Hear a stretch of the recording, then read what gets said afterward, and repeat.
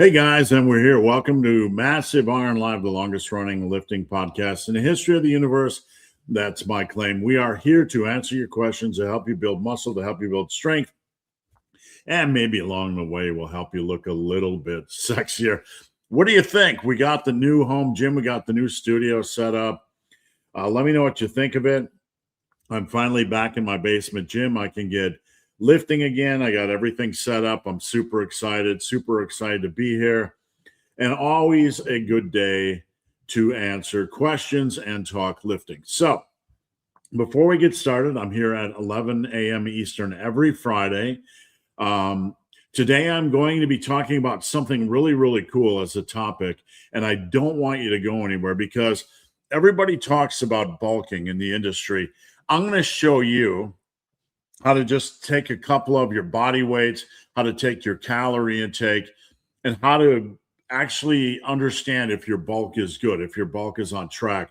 So I'm going to give you a really simple way, just with a couple of numbers. You can plug it right in. You don't need a fancy app. You don't need a fancy spreadsheet. All you need is something called the World Wide Interwebs, this little box right here. And I will show you how to unlock the magic and tell if your lean bulk is absolutely nailed. So wait for that. That's the topic of the day. I'm really excited about this because it's stupid simple. It's really easy to implement. You just got to track your calories a little bit. You just got to take your scale weight. Super easy. So before we get into that, I'm here to answer your questions. I'm here to help. My goal on Massive Iron Live is to help you build the muscle and strength you want. We want to simplify things, take away all the influencer chaos and all the nonsense in the industry. Please post up your questions. Please come back every week. It doesn't matter if your question's been asked 1,000 times before. I'm here to help. Now, if you post up a question and it doesn't go through, try shortening it, try rewording it. Sometimes the longer comments don't go through the YouTube system. And sometimes if you put in a word that YouTube doesn't like, it will filter it. So we are going to do the topic of the day here shortly. Before we do, I want to let you guys know I have no affiliation. I've switched over officially to the Resilient Viking energy drinks. And I have no affiliation. I bought these at Ollie's, and they were super cheap, and they kind of look Viking, ish. I'm not sure if you can see that. But outside of the normal energy drinks, they have B6, they have sodium, they have potassium, they have some electrolytes, coenzyme Q10, carnitine, beetroot powder, huperzine A. So a few extra bonus things, looks nice for lifters. I thought this was going to suck. It's white cherry. I'm like, white cherry sounds like, I don't know, ass, but it's really, really good. So anyway, just hold on a sec. We're going to dive into the topic of the day. Before I do so, we're going to talk about a new feature we have on the Pr.O workout tracker app. That's only going to take a second, so don't go anywhere.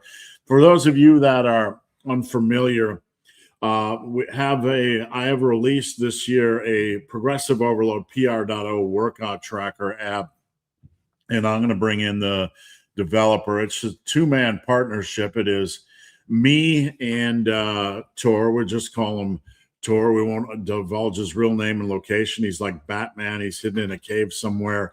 You're never going to find out where he's at. But we released this year. Can you hear me? I can hear you. Good morning from the Bat Cave, I suppose. Yeah, we're not where you're located. This top secret. But we hit 1,000 downloads this week, and we just want to thank everyone. You can get the Pr.O workout tracker in the Google Play Store and the Apple Store. I want to stress that this is not just another AI slop app. We spent nearly 3 years developing it. It's not just an app where you put numbers in boxes and that sort of thing. This is a app for serious lifters that will help you drive your progress. It has tons of features. You don't even have to worry about the features. You don't have to worry about the social features or the gamification features. It has analytics. You can track dailies. You can track your creatine use. You can track your sleep habits. You can create your own things to track, like how many times your mom yelled at you to get out of the damn basement and go lift. You can track all that and the impact on your workouts. So it is literally a complete sandbox to help you drive progress. Now, I'm going to remove this. So I just want to talk about a feature we're adding, and that's why I brought Tor on. Tor, I'm going to share your screen. Are we okay to share your screen? Yeah, go for it. Yeah. All right. So right now we have something new we want to tell you about on the what's upcoming on Pr.O, Progressive Overload. By the way, you can find links in the description box to anything I talk about. So let it rip, Tor. What do we got coming up? All right. So we have quite a lot of people who are, helping us and supporting us with great feedback, and we want to give a little bit back. So we want to give free time for the app.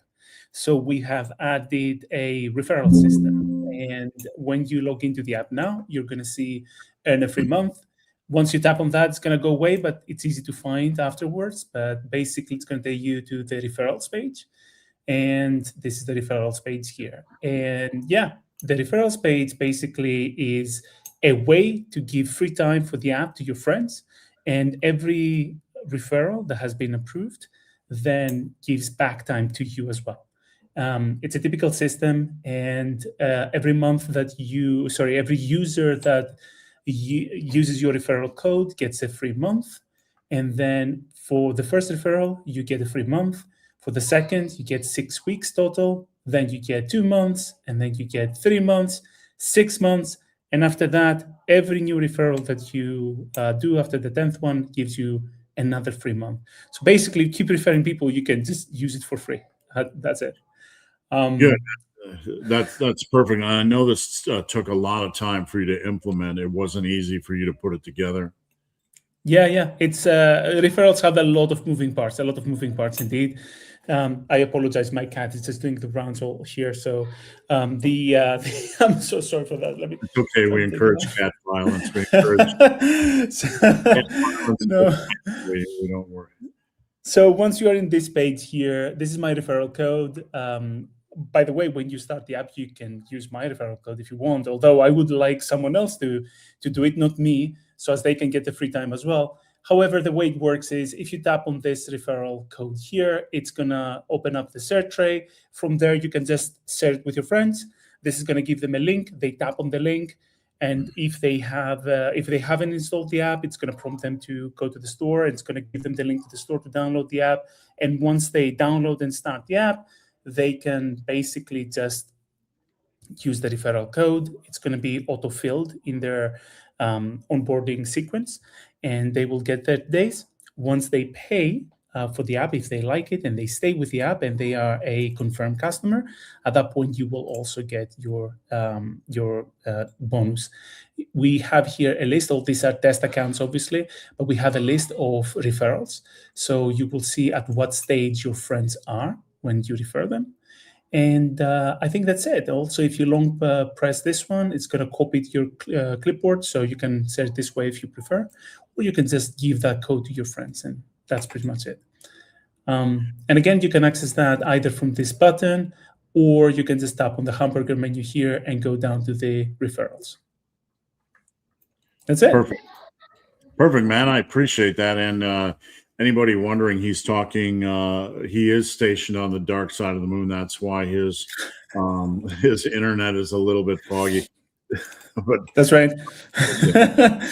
The Artemis mission really did find me this weekend. So, past weekend, it was fun. Excellent. I want to be transparent with you guys because I'm always transparent. And, this channel started in a basement, like 15 years ago, and I never thought I would be here. I can't thank you guys enough. I want you guys to understand this is not just a workout tracker to me. This is my future. This is our future. We didn't want to just make something that was another workout tracker. Here's another thing. But with that, so, we have the best workout tracker in the industry. That is my opinion, but I firmly believe it. I've used them all. Come try it. It doesn't cost you anything.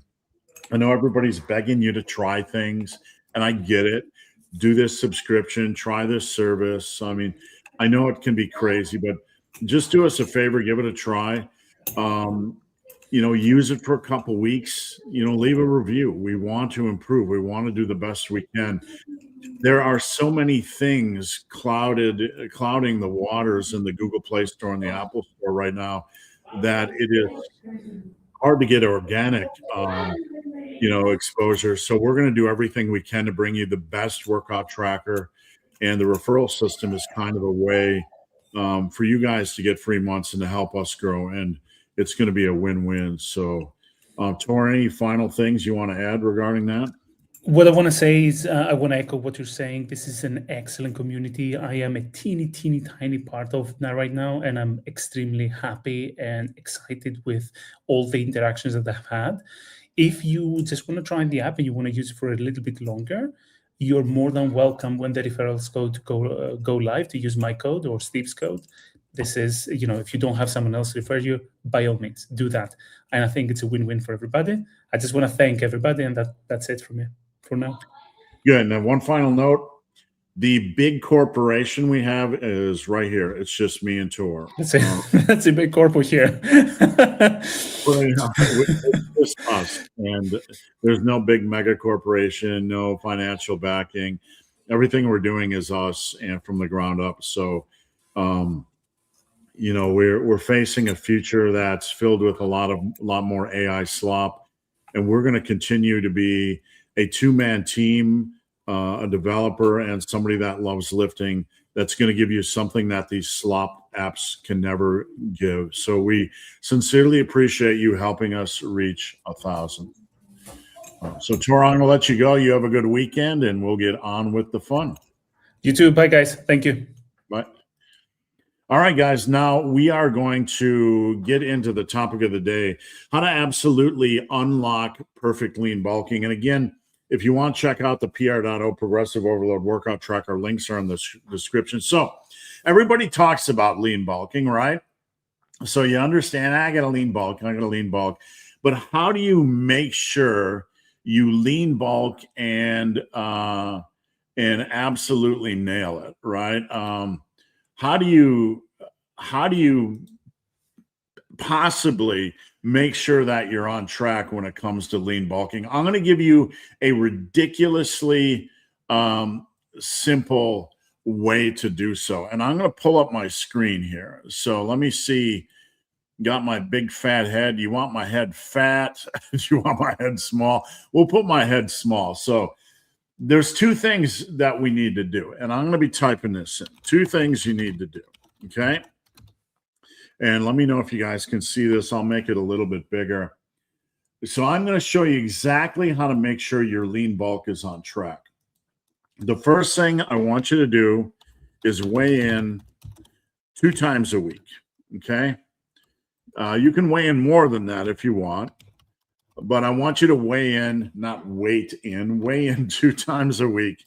First thing in the morning. So you get up out of bed and you urinate. We're all adults. That's what happens when you get out of bed. Get out of bed, go to the bathroom, you're in your birthday suit, and I want you to step on the scale. So we want to do this a couple times a week.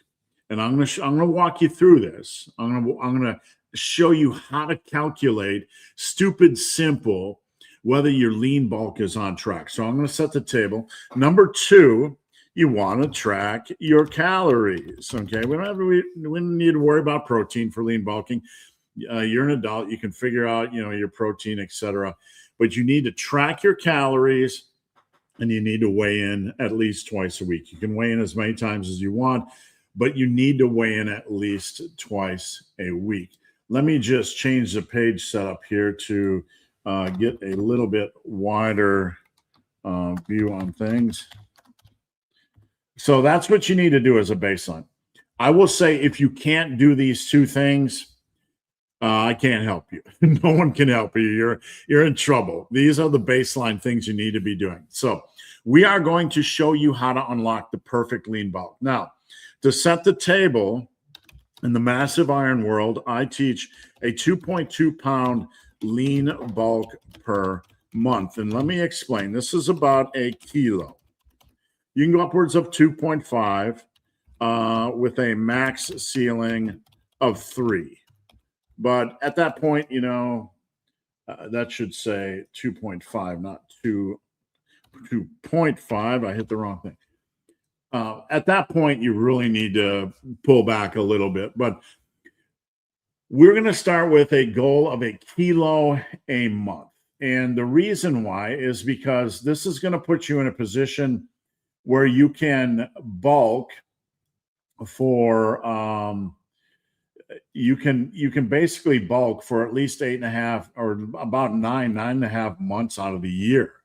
That's pretty solid. If you're going to stay in a bulk in a calorie surplus 9.5 months out of the year, you're going to unlock a lot of potential muscle mass. And who doesn't want to stay in a calorie surplus? So the beautiful thing about this is you can do like a 5-month bulk, gain like 11 pounds, do a quick 3 to 4 week mini cut, and get back on it. So you're not doing a lot of cutting. Anytime you want to get in the business of body recomposition or improving your body composition, you have to have some periods of cutting, right? It's ridiculous to think that you can go and never have a period of cutting, but these are very short and brief periods of cutting, so you can stay in a bulk at least 9 months out of the year. And if you're doing a 5-month bulk and you're gaining 10 to 11 pounds, you're only going to gain a couple pounds of fat. Let's be real. You're going to gain a little bit of water weight. Our goal is to, gain 5 to 8 pounds of muscle a year at least, right? So you're going to gain a little bit of extra stuff. You're not going to gain a lot of fat. And that's the beautiful thing about the massive iron bulking system. And if you need more information on this bulking system, my website's up here, superlivingtoday.com. Just search bulk, or you can go to the main page of YouTube and search bulking. You'll get a ton of information on this. So let's get on to how stupid simple it is to calculate, and that's why you're here, to calculate if your bulk is on track. So let's say we start our bulk, and we're just going to say we started our bulk on February 1st, and our weight was, let's just say we have somebody that's 188.0 pounds, okay? On February 1st, 2026. Okay. So all you really need is the dates and the weights, You can put this on paper. You can put this on notes. You don't need to track it on an app. You just need to write it down somewhere. So let's say on 2/8/2006, your weight was 188.8 pounds. And on 2/12, we're just putting in numbers, okay? 2/12/26, your weight was 188.6 pounds, a little bit of fluctuation. And on I'm just putting in random dates. I'm not even thinking through this because this is how random it can be. You're at 190, 189. Okay, so we're halfway through the month. And and let's say you have a big weekend, you have a birthday party, you come back a little bit of a bloat lord, 191.7, had a few drinks, had some cake. And 2/20, 2026, you lost a little bit of that. So you lost a little bit of water weight. Now maybe you forget to weigh in for a week, and just bear with me. We're going to do like a quick overview. Let's say it dipped a little bit more. And on the final day of the month, you weigh in again, and you're at 191 even. So what we have here is just a bunch of random numbers. You don't have to create a graph. You don't have to use an app. You don't have to use any fancy schmancy stuff, okay? So we have a month of weigh-ins. Now we're going to look at calories. So let's say you write down your calories, and I'm not going to write down a bunch of random numbers for a complete month, but you just write down your calories. And let's say week 1 calorie average was 31.22. week. Let me just copy and paste this to save time. So we have 4 months, 4 weeks in the month of February. 2 do. Okay, so you want to be tracking your calories every day. You can just write on pen and paper, write on app, whatever. Let's say they're at 32:17. And what was the week we had the bloat, Lord? That was the beginning. Let's say you're a little bit over here, 33:09 on average. And then right here you were. Okay, so we have a bunch of numbers. You could literally just write out your calories on a list, like on a Word doc. You don't have to track them in an app if you don't want. And that's the whole point of this. As long as you have your calorie numbers and as long as you have your weight weigh-ins, what we're going to do now is we're simply going to copy this, okay? You're going to copy the numbers, and I'm going to show you how to adjust. Now, remember, our goal is to gain about 2.2 pounds per month. So let me see if I can. I'm gonna have to get rid of this. I'm gonna have to share a different screen. So hold on 1 second, and I'm gonna remove that. I'm gonna have to share a different screen. And present share screen. Let me just find it here. And we got Gemini. You can use whatever AI system you want. So I'm going to tell Gemini, I want to calculate the average weight gain for every 30 days based on the following weigh-ins. Okay, let me just be able to type right. Weigh-ins and calculate my daily calorie average. So from these, I'm going to show you guys how to really easily dial in. So we copied the information. I want to calculate the average weight gain for every 30 days. We're going to use about a 30-day scale. We're not going to do 31 or 28 or whatever. There are 28 days in the month that we calculated, February. So we're going to pop this in. Okay. And we got our week 1 calorie average, week 4 calorie average, all of our weigh-ins. So this information is going to tell us exactly where we are at. So let's hold on 1 second. Let Gemini think. Let's see. Yes, we understand how to calculate it. So from February 1st to February 28th, 27 days. It's actually 28 days, but nice try. It's 28 days. That's AI for you. Total weight gain is 3 pounds. So the average weight gain it's giving you it's actually 28 days. Thank you. It's the first of the 28th. So yeah, where AI robots are going to take over the world, right? Yes, it's a 28 days. So anyway, the average weight gain is 3.21 pounds. We wanted to be at 2.2 pounds. So what does this tell us? Our calorie average was 31.86. Our rate of weight gain was a little bit on the aggressive side, and we had enough time after the kind of the spike. So we know we lost our water weight. So we know we have to pull back. So when you are doing this dialing in process to nail your lean bulking, you want to not make big jumps because you don't want to undershoot it to the point where now you're gaining only 1.5 pounds. So what I typically recommend is making, in this case, because it's a pound over, I would make about 1,000 calorie or 100 calorie decrease. So take it to about 30.86 roughly. You could round up 30.90, whatever, and use that as your ceiling. When we say a ceiling, you kind of don't want to go over it. That's what your average needs to be. You don't want to go over it by much.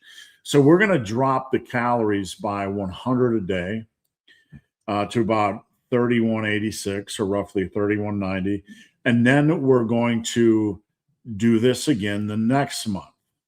And let's say, the next month you get 2.43 for the next month at that calorie level. So from there, you're almost there. You can make micro changes if you want. If you find out that you're at like 2.43, you're within 2.2 to 2.5 range. That's pretty precise.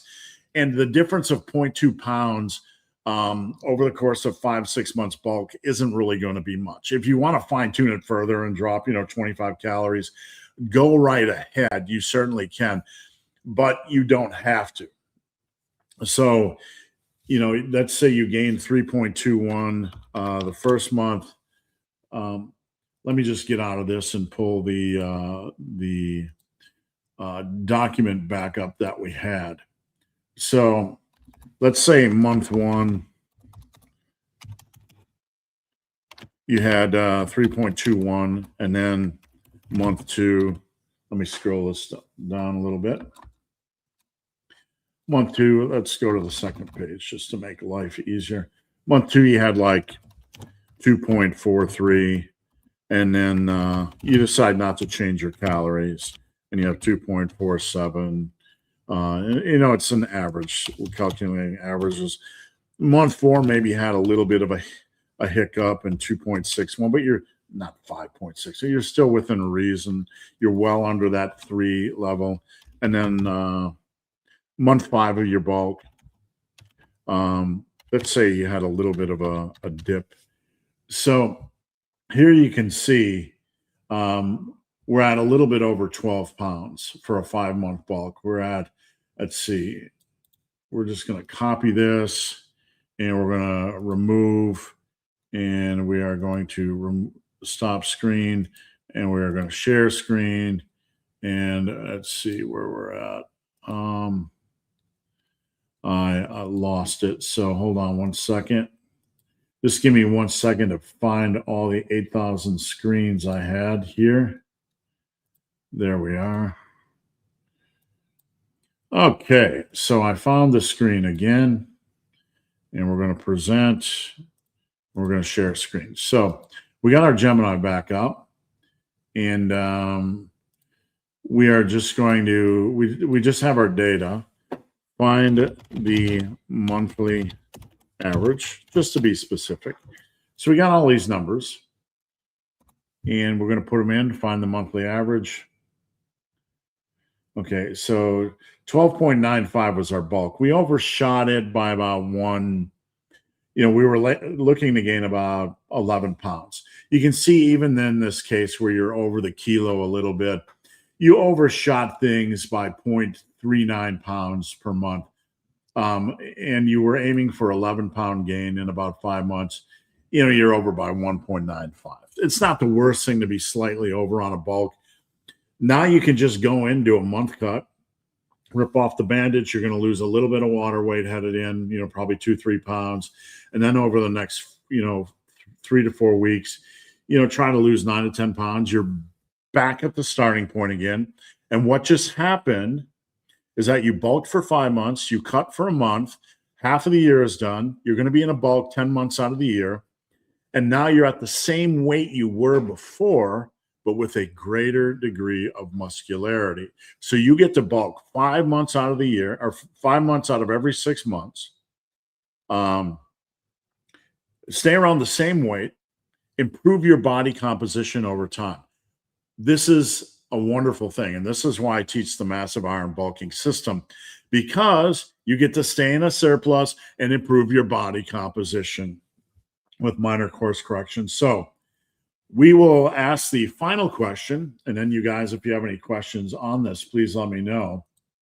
The final question is, what if I want to bulk longer? What if I want to bulk longer? You can. The only thing I say when it comes to bulking is don't outkick your coverage. What I mean is don't bulk so much. What if you're a skinny guy and you weigh 152 and you want to bulk for a year, go ahead and bulk for a year. Just make sure that when whatever you need to cut, you're able to cut without it causing you a lot of stress. All right, guys, let me know what you think. I hope that was super duper informative, super duper, right? And if you guys have anything you want me to cover on these topics leading in with live in the future, please let me know. Let me get a drink of my non-sponsored Resilient Viking energy drink. I got a ton of these at Ollie's for 80 cents a piece.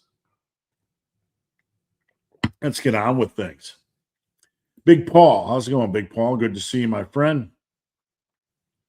And how'd that become so bright? I'm still trying to dial in this lighting thing, and I thought I pulled up a screen that made everything super bright.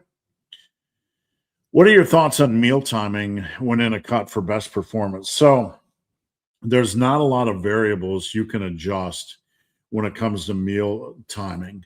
But there are things you can do during a cut to kind of put yourself in a little bit better position to maybe survive the cut and maybe not have it feel as crappy. Okay. So what's your workout time? Let's say you work out at 3. Well, you probably about 1 to 1:30, you want to have a 300 to 400 calorie meal with a little bit of carbs. Let's get a little bit of glycogen in the muscles, allow it to digest.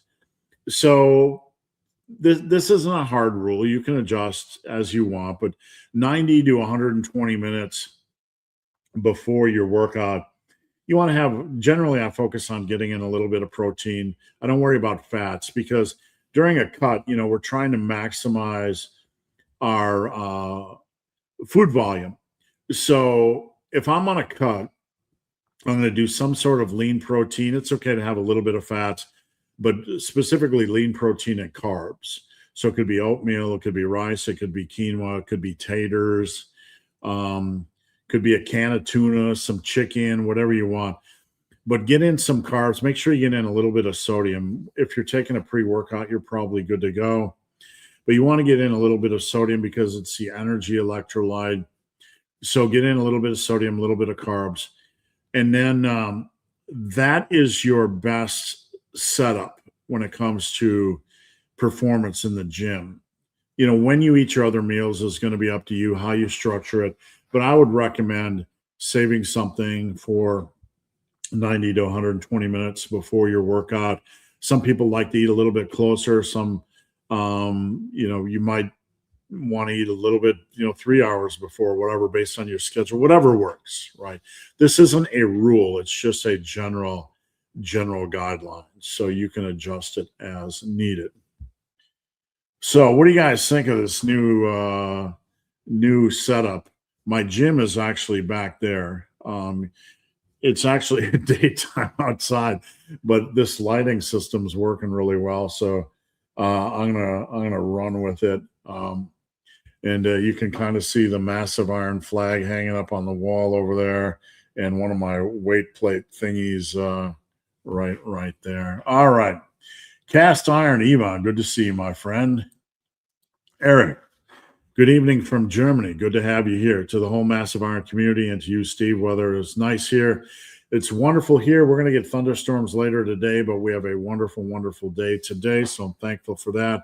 Spring has taken over. You guys are hitting spring the same time we are, so that's good to hear. Can we take some time and talk about the training from Tom Platz? Talking about with your experience in the business, how did he really train? What is true and what is fiction? Continued in the next message. He did high rep squats, but not breathing squats. What to consider, think about when you train that way. And have I ever met him? I got a book back here, right here. I'm pointing to it. It's called Big Beyond Belief with Tom Platz. I got 2 books about his training. That's really hard to find, I believe. And I got a book that he did with Dr. Fred Hatfield. And I don't specifically think Tom trained a lot in the Dr. Hatfield method, but I can't say for certain. obviously any lifter that is in the game for a long period of time is going to have different periods approaches. I think the longer Tom was in the game, um, the more time it seemed, and you can correct me if you've heard anything different. This is just my impression. The longer he was in the game, the more time he took recovery for legs. And we tend to focus on legs with Tom. So I don't want you to think about things in terms of that. You know, what Tom did as an advanced lifter to adjust things, resting longer in between the leg sessions, that doesn't matter for us, right? What advanced lifters do does not matter for us. We want to look at, what they did, over the meat and potatoes of their lifting career. So I think this would make for a good video, and I think maybe you guys can remind me. I have never officially dove into every method we can find on how Tom trained and comb through that. The one thing we do know is that Tom was ridiculously intense, for better or for worse. Some of the we have a Discord group, and you can join it. Check out my videos this week in the description box. There is a link to the Discord group. I'd love to have you, but there are GIFs, animated GIFs of Tom in Discord, and it's some of the most ridiculous stuff with the training partner laying on top of him or pushing him down, or just ridiculously intense, like Wild Man, the wildest, most intense stuff. I don't know. Did Tom train like that every workout? Did Tom train like that when the camera's on? I kind of think Tom was a little bit mental, right? And I don't mean that in a negative way, not at all. You have to be a little bit mental to train hard at that level, and I don't mean that in a negative way at all. I mean that in a positive way. He really had things. He was really dialed in and super passionate, and you can't replace that. But did he train crazy 1,000% every time he was in the gym? Who knows, right? But I think he was certainly on a next level. I think that was kind of the Wild West of training when you look at the Arnold era and the Tom era. You had a wide variety, and this is a wonderful thing. You had a wide variety of how guys trained. When I say guys, I mean guys and girls, so don't get offended. But Arnold would do these front lateral raises where he's lifting his hands, and he would do a seated cable raise where his torso is moving back like 2 feet before he even rose the weight. Really sloppy, type of training, but they were training hard and they were training heavy, and it worked. And it just goes to show you that you can do a lot of crazy stuff and still get results in the gym. But people are people. They're not going to train like that every day. I think it's a little bit on the punishing side. I think it's a little bit on the reckless side, but it's also very, very much on the passionate side. And I think in this industry, we don't talk enough about the importance of passion. And I would rather have sustainability is key, right? Sustainability. You can't do reckless crap and get injured. You have to do sustainable training. It doesn't matter if you're doing CrossFit or ultra running or jujitsu or lifting. You have to be sustainable, or else you're not going to do the activity. So you can do all the crazy shenanigans you want, but if it's not sustainable, if it starts beating you up over time, then Houston, we have a problemo, right? We have a problem. So with that said, I would rather have somebody going nuts balls in the gym, going wackadoo. That's a word I used to use with my daughters. You wackadoo, you crazy, going crazy in the gym, right?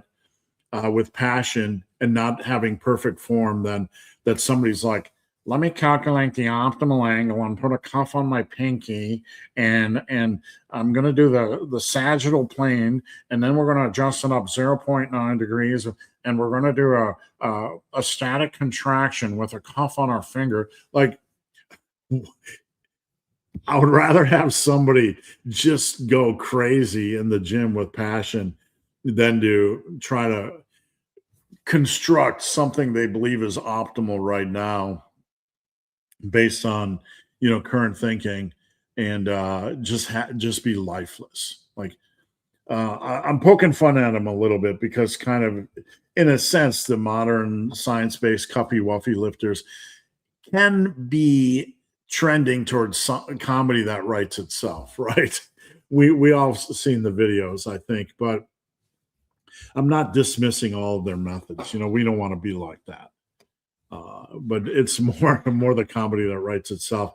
The funny part is some of these guys think optimal is created in a lab. Optimal is when you have a starting point and you go into the gym and you evolve training based on needs, which is one of the massive iron pillars. That is optimal. And optimal can change over time. Optimal will change over time. Some exercises will bother your body more over time. Some things you will just like and evolve. So optimal is never a static, fixed thing. It is always in evolution. So I don't really know that answered your question on Tom. I've never met him. I would like to interview him sometime. There are a couple of guys that I messaged to try to get on this channel. I probably would be like a total fanboy interviewing Tom. I'd be like, this was a guy when I was an 18-year-old kid that I wanted to be like, so. All right, Shelly on vacation. Good to see you, Shelly. How are you? I hope you're having fun. Big Paul. And we are about 43 minutes in. I will keep this rolling. Let me know if you guys have any questions. Please post up your questions. I'm here to help. And let me know if there's any topics. Any of you guys ever want to share a form video for live critique, just post it up. Post a linky winky to the YouTube video in the comments. I'll take a look. I would love to take a look. If you ever have a workout critique you want me to look at live, just email it to me. I'm going to share my email. Let's see. It is this, but it is benthebarman@gmail.com. benthebarman@gmail.com. If you do email me anything during live, just put email and I will check it out. So we can do that. I can look at your workouts. I can look at your form videos. Nolan, how's it going, Nolan? Nolan's a client of mine. And now that I'm mentioning clients, I just want to mention real quick, if you go to my website, superlivingtoday.com, and click the coaching tab, if you're curious about coaching, my coaching is a lot different. The coaching in the industry is checking in once a week via email and spreadsheet. I'm with my guys every single day, 5 days a week. We talk back and forth. We look at questions. We look at form videos every day. You can send up to 2 form videos every day. I look at their workouts that day. I look at their weight. I look at their questions. We are in the pit every single day. And it is only $89.40 after the first month. I coach for a living, so I'm able to give really low competitive rates. So if you are interested, I stay pretty full year round, but there's a couple periods, late April, early May is kind of a transition period. And I would say around Black Friday. What I mean by transition is in the industry, a lot of people start to fall off around April or early May from the start of their year goals. So in coaching, that's when you see a little bit of turnover. I don't have a lot of turnover. My average client has been on literally for 2 to 3 years. But, it's a numbers game, and you have some people that will leave. This is a time of year, late April, early May. I had a couple people, one person this week, and I mean no disrespect when I say this, just said, I don't want to follow a structured workout. Some people get involved with coaching and they realize they have to do the same workout over and over again. It's punch the clock. And this individual didn't like it. So anyway, I have a couple slots open. I tend to look for folks in April and May and around Black Friday. I do have a $6.99 coaching special for a year. I just had somebody sign up for this at 2 a.m. in the morning from Poland, and I'm waiting for their WhatsApp. But if you click the coaching tab, you can see the $6.99 special and the monthly special. Anyway, Nolan is a client of mine, and I just had to put that commercial in. How's it going, sir? Good to have you on. Morning. Good morning. Big Jeffrey, good morning. Jeffrey's a client of mine. What is your opinion on unilateral versus bilateral work?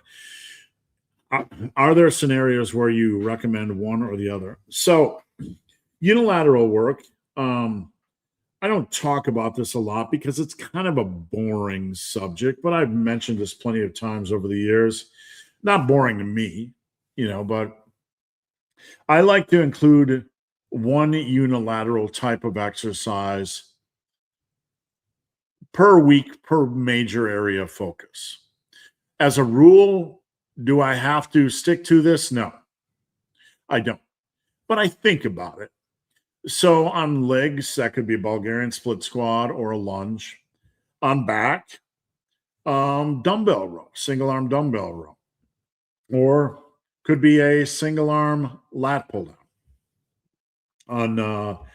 On chest is harder to do a unilateral, and I don't like doing unilaterals on isolations because they're weaker exercises to begin with. You could if you want, but for chest, you could do something like an alternating dumbbell bench. For shoulders, you could do an alternating overhead press. For shoulders, you could do a single arm lateral. You can do things like that. And let me see if I have a video of the I had a video of the alternating overhead press. So just give me a second. I just had a video recently, and let's see. Okay, show all 20. I might have it right here. Just hold on your things, your stuff. Okay. Let me just, okay. This is an alternating dumbbell overhead press. And it's a unilateral in the sense you're doing one arm at a time. I mean, you could do a standing single arm overhead press if you wanted to. I've done those in the past. So if you just want to do a single arm at a time, the single arm overhead, you could. I have nothing against that. So I like unilateral work. My breathing in here just reminded me of something. I'm very meticulous with my breathing patterns. Inhaling, exhaling. People ask about breathing a lot, and you can hear how goofy I sound. But so I like adding in unilateral work, but it's not a rule. Generally and you can do a single leg press, single leg extension if you want. There's no real downside. It just has to treat the body good. There is some potential upside. So I believe there was some science that said with a single arm or single leg, you're able to move more with that limb than you would be both arms combined. The central nervous system, some way the central nervous system functions, that helps to focus you a little bit more, and you're able to use a little bit more weight. So a dumbbell row is a good example. On a pendlay row, the most I got was 405 by 5. On a dumbbell row, the most I got was like 260, 270, 280 by 8-ish. I got a video. That video is all over. I can't remember. There's so many sets. But my dumbbell row, if you double that, let's say it was 270 by 8. I think it was 280 by 8. I can't remember. Let's say it was 270 by 8. You double that, would be 540 by 8. I couldn't do a pendlay row with that. So on some of the unilateral stuff, you're able to actually use more weight than you would on that arm or leg in using both limbs. So in the right applications, there can be some benefit, but I don't want you to drink the Kool-Aid and think this is, it's like something that's completely necessary. I don't think you should overbake the unilateral stuff. I don't think there's any benefit in doing that, but there can be some benefit in adding a little bit. So I hope that helped. Richard, good morning, Richard. We're almost to good afternoon here in Ohio. Please send over the story of the week. My hair's growing back. I haven't buzzed my head this week. For those of you guys that think I'm bald, I buzz my head like twice a week, and you can see I have this lovely, not bald, beautiful, lush head of gray hair coming in. Maybe I should just grow it out and grow some sort of a gray mohawk or whatever. But yeah, that's not my story of the week. What is my story of the week? Good grief. What is my story of the week? Let me think about that. So I don't know if this is a story, but it's something you're starting to see a lot on YouTube. And I'd be curious to get your guys' habits to see if you find this is the case. So with the increase in the use of AI, there is almost a noticeable impact for certain types of content providers in a decrease in YouTube views. Like, for example, there's a ton of healthy recipe YouTube channels, really wonderful stuff, right? Good information, good people, whatever. But despite that, people are sitting around on their phones and they want a healthy recipe, with zucchini and chicken that doesn't suck. That's not bland. So they're relying more and more on AI and less directly on YouTube and websites. So you are seeing a lot of talk in the YouTube world, and I've been doing YouTube for 15 years. Whoops, there's my where is it? There's my YouTube plaque, 100,000 subscribers. Thank you very much. You've seen talk in the YouTube world, the YouTubers were trying to figure out why their views were down. And one of the reasons why views are down, I'm not saying this is the only reason, but people are using AI more than they are more now than and using YouTube a little bit less. And I think there's like 110,000 YouTube channels right now or something like that worldwide. So the story of the day is it's going to get more and more competitive, as far as like where you get your information from, right? So anybody that's coaching or doing YouTube or whatever, or really trying to put out content on Instagram and whatever niche, maybe you teach guitar playing or maybe you teach yoga or yodeling or playing the spoons, right? Whatever you teach, there's going to be a lot more competition because people are going to look for the quick fix on AI. And I'm not getting into that in this video, but what I think about a lot is what can I do to refine my content to bring greater and greater value? Because I will be 59 this year, right? I want to continue to do this. I love doing this. I mean, we just put out the Pr.O workout tracker. I'm going to continue to do this. I love lifting. This is my life's work. And I want to continue to be here and put out information for people that want my information. So my challenge in this changing landscape is how can I improve my information to help people? It's not how can I compete with AI, right? I'm not in this to compete. I'm in this to, even though it's a competitive environment, I'm in this to teach. So my job is, what I look at is how can I teach better? because quite honestly, any of you guys and girls that have been with this channel for a long time know that I just started in a basement like this. This is a basement, from basement to basement, just another basement. I have a couple of, I have a key light, a fill light, and there's a ring light behind me and a light on the wall, and we're getting all fancy, right?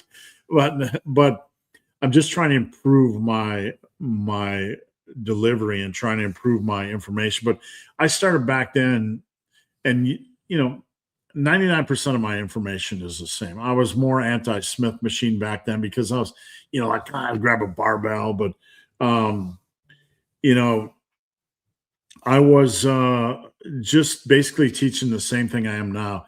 But my challenge is to refine how I teach, not for any reason other than to better help people, not to waste your time, to give you information that um, it's not just the same old information like the 3 best exercises for triceps. Like there's 100 videos like that. But I want to give you my exercises, the things I created, the things I've created over the years, like skull destroyers, for example, or running the rack on cable tricep extensions, things I have tried, or even lately, I've been messing around with cable kickbacks, and I found a way to really kick them up to a next level. So moving forward, I'm going to continue to be here. Uh, AI is going to continue to grow and steal traffic from YouTube. But more than anything, this is about human connection for me.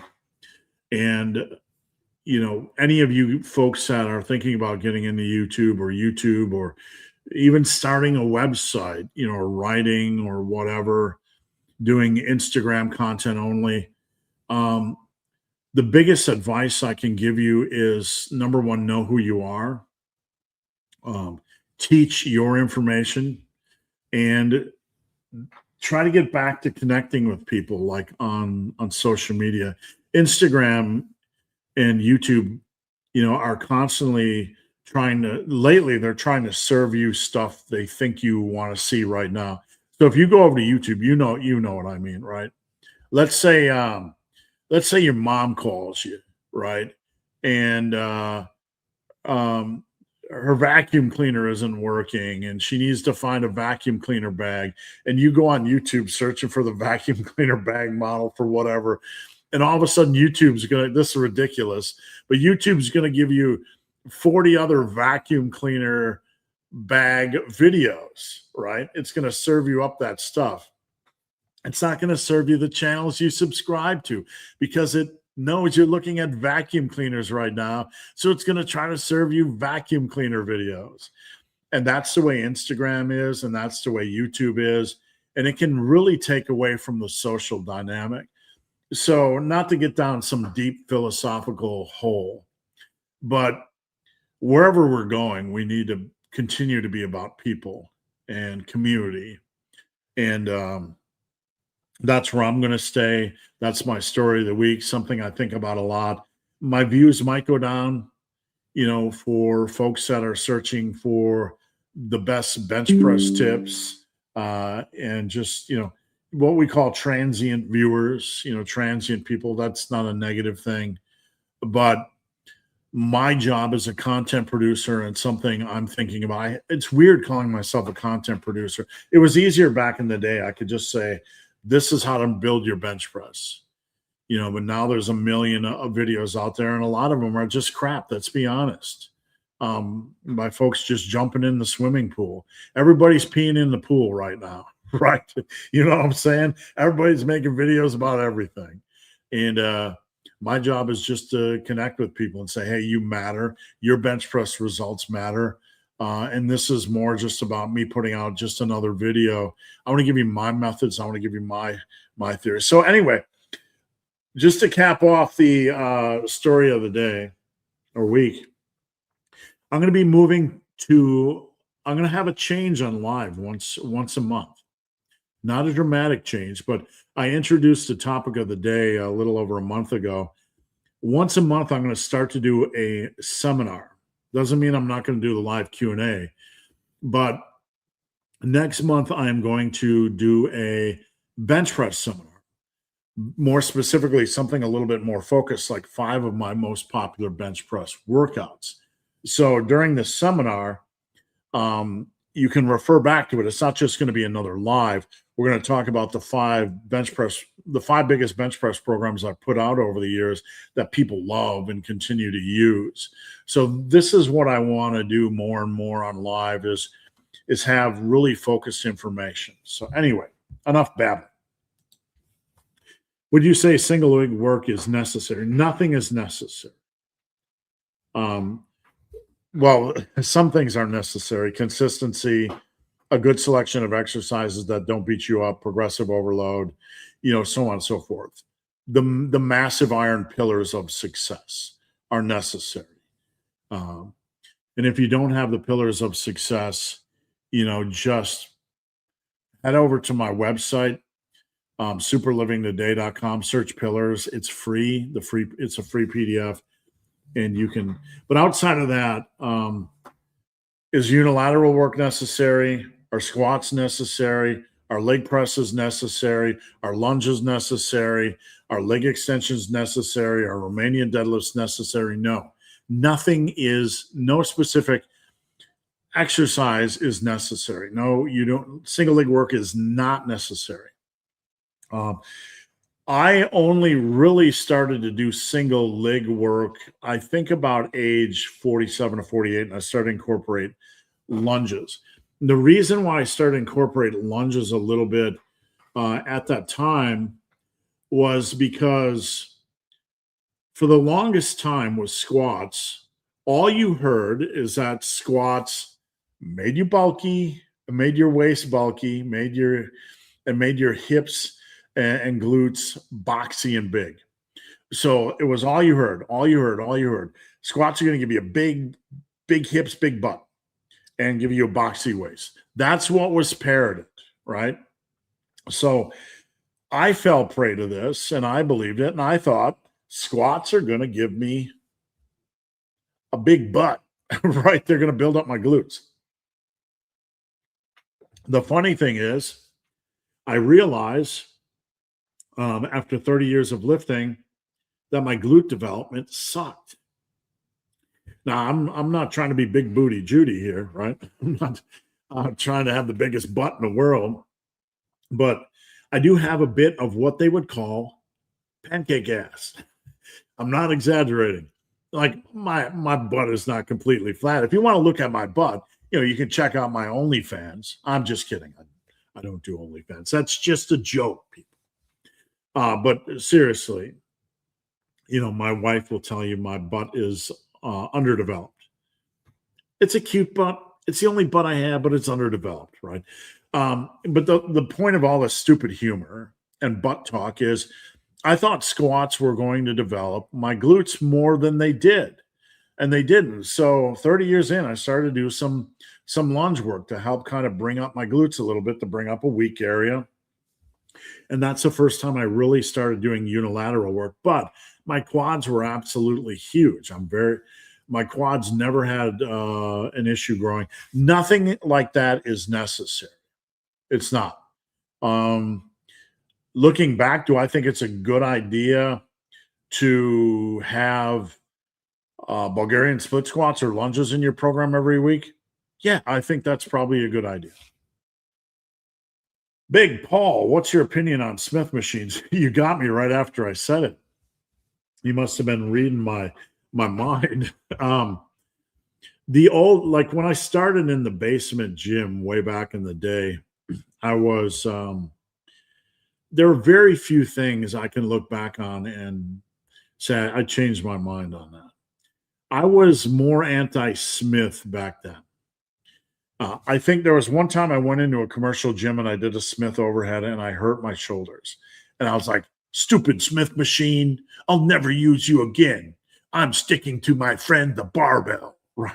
That was a thing. And I used to kind of, I'd say before 2012, I was more of not a crazy anti-Smith machine, but, it was like, go hardcore. You can't use a Smith machine. You are an inferior human being. You need to use the barbell and drink Brazilian Viking energy drinks, right? That's I have no affiliation with them. It just sounded funny, but that's kind of how it was. I have a lot of clients using Smith. I think a Smith machine's a good alternative. I think Smith squats, you can get a lot out of them. The biggest problem with the Smith is like any commercial gym right now is getting on one. I have a Planet Fitness that's about 10 minutes away from me, and I got a membership. I thought I would go over there and do a few things I couldn't go do at home. Not because my home gym is lacking, but because sometimes it's just fun to mess around with some different equipment, right? So I went over there, and the Smith machine was impossible to get on. And I think that's becoming more and more the case. There are certain exercises that are really good for Smith. A lot of my clients like Smith JM press. If you haven't tried that, take a look at that. Smith squats are a good exercise.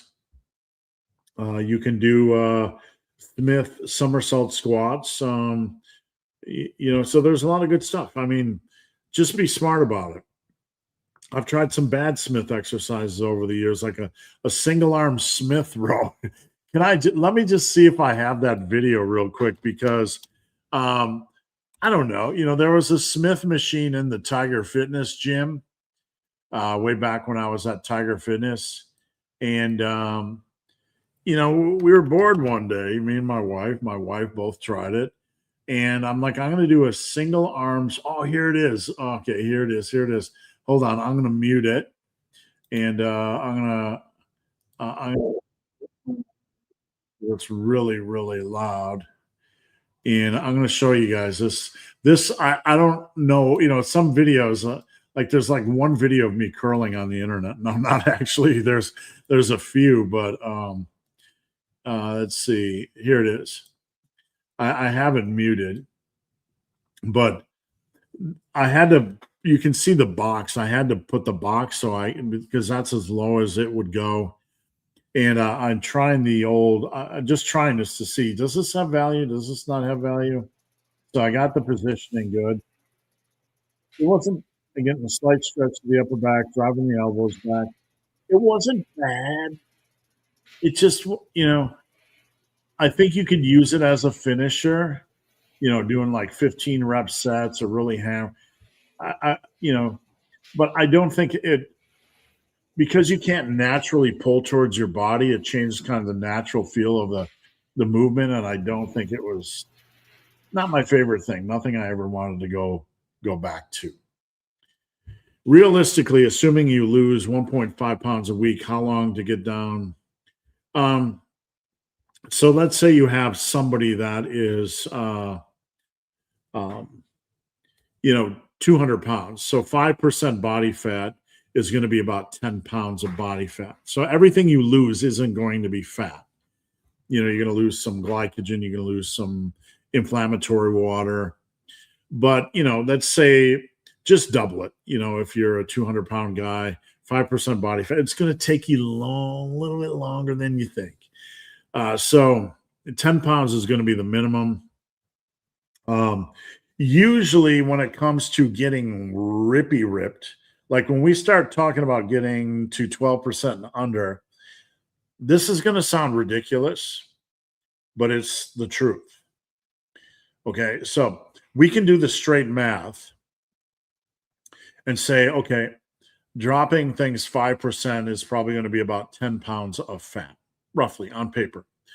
But one thing you will learn when you drop body fat percentage to a greater level, below 12% or below, is you probably have to lose 10 more pounds than you think.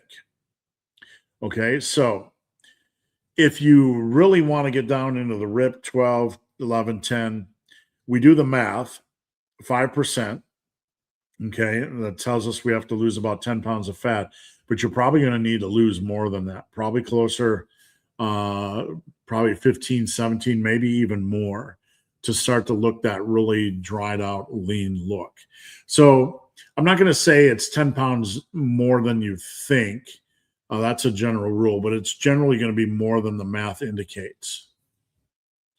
And don't forget, we do have body fat inside, visceral fat in and around our organs. How much are you carrying at 17%? I don't know. Do your research. But sometimes you might have a little bit of external body fat on your man boobies, on your lower belly. And you think, if I just move from 17 to 12 and lose 10 pounds, that's going to dry everything up. Well, remember, you could have a little bit of extra fat on your love handles. You could be somebody that carries a little bit of extra fat on your belly. You could have a little bit of internal or visceral fat. So that number is never going to be completely 100% accurate. Massive Iron, from the basement to the basement, home gym studio. Yeah. Man, I don't know. What do you guys think of the new lighting? I just kind of worked on it last night and set it up, and I'm digging it. You want to see what it looks like actually in the gym? That's what it looks like from behind me. It looks dark with the lights, but that's actually what it looks like down here. I took that last night just to give folks an idea of what it actually looks like when you're in the room. It looks dark right here, but because of the lighting, that's what it looks like. So I have that big ass dinosaur in front of me up on the thing, and I have my Marvel poster with nearly every Marvel individual on it. So yeah, you can see way over on the left the huge gainer. Anyway, that's the story. All righty, Joseph. Been running into a lot of fatigue with low energy, more soreness in training lately. Lifts failing short from previous training weeks. It sounds like, whenever we can overanalyze these periods. And what I mean is like, hey, big, hairy, ugly dude, what's going on? What do I do? Sometimes we just need a little bit of rest, right? These are periods where you might just want to take 3-4 days away from the gym, eat more than normal, rest, watch the entire Lord of the Rings series, or if you can stomach it, every Avatar. I can't get into the second one more than 15 minutes, no hate. But, this might be a good time just to relax. And, you're going to have periods over the course of a year where you need to rest and relax and let the body recoup a little bit and come back a little bit more fresh and hungry. Obviously one of the first things we want to do is make sure our nutrition is consistent. Is your nutrition consistent? Is it nailed in? Is it where it needs to be? Are you eating enough? These are good periods where it's probably a good idea. If you're going to have a little bit of sloppy period during the year, and I'm not making a generalization, but if you're feeling a little bit under and your training is a little bit flat and you're not recovering and you have a lot of fatigue and you have low energy, it might be a good time to just take a good 3-4 days, hibernate, sit on your butt, eat a little bit more, have that cheesecake, have that pizza, and do things mentally that don't have anything to do with physical activity, another hobby, another interest, whatever it is. It might be a good time to use that as a reset period. And then if you still feel flat, you could take it out to a full week. Obviously, I'm not encouraging anybody to binge eat or overconsume food to the point where it's ridiculous. But after that, if you still feel flat, it might be a good idea to we don't want to get more than a week away from the gym. So it might be a good idea to come back and do a deload week, and then reassess after that. So just let me know. Big Justin, how's it going? Justin? Barry, Drew. So I want to give you guys a challenge. These guys are on Instagram, and I tagged them, Resilient Viking. Again, I have no affiliation.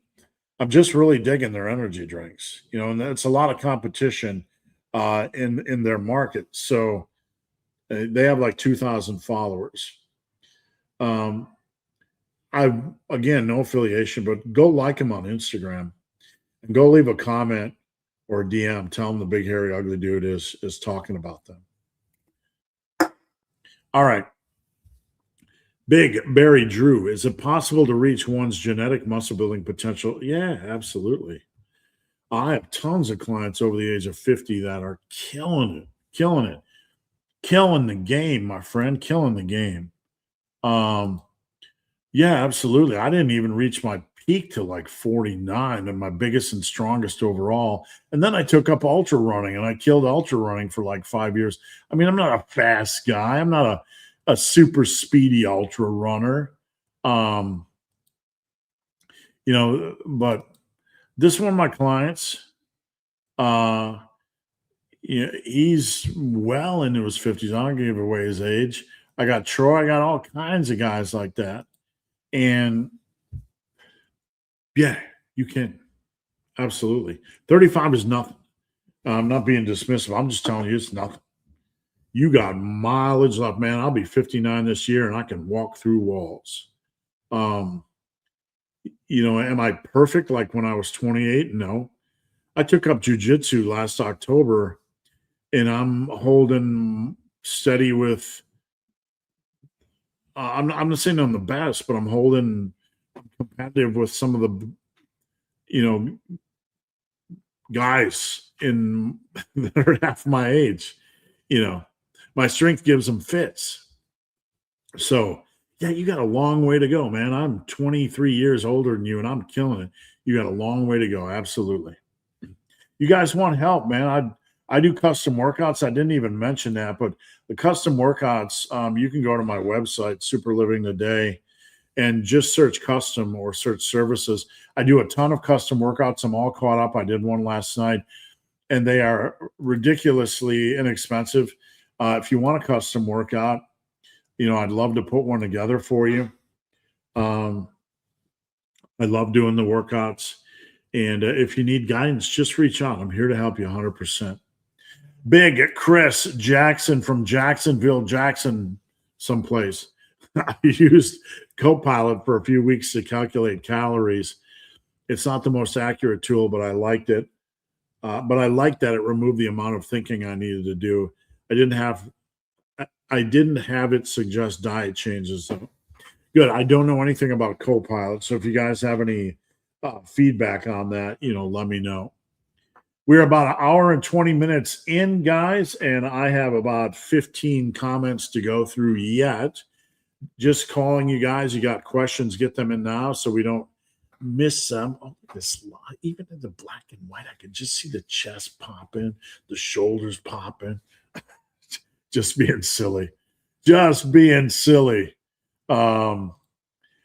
Joshua, lifting while starving. There are plates to lick in the gym. There are absolutely plates to lick in the gym. Probably a good source of electrolytes. There was a gym story, and I don't know for certain what happened, but I'm going to share it with you, and you guys can deal with it and let me know what you think. So I was staying out of town, and I went to kind of an older school, rusty, steel, kind of hardcore gym, right? And I'm hanging and banging, right? We're doing the thing. And I got in my workout. Everything was good. And I came back to my hotel room. And one of my guilty pleasures is taking a luxuriating bath. Like I love to sit and, relax the muscles with a bath. It is what it is. Feel free to judge me. So I got back to the hotel room and I think I was going to order a pizza because I was out of town and I was feeling pretty lazy. And who doesn't like pizza? So I'm in the bathtub and all of a sudden something weird was happening with my breathing. My airway slowly started to clench, right? And slowly started to lock up. And I was just at the point where I just about had to call 9. I'm sitting in the bathtub naked, right? My breathing is slowly going away. I'm starting to panic. Like I have to call 911 because I'm my breath is going away, right? And I slowly am, it felt like I was only breathing at 25% capacity, and it was like slowly clenching and getting worse and worse. So I'm creeping out of the tub and trying to dry off and trying to get my pants on at least and just getting ready to dial 911. And I didn't. All of a sudden, it slowly starts to get better. I'm like, what happened at that gym?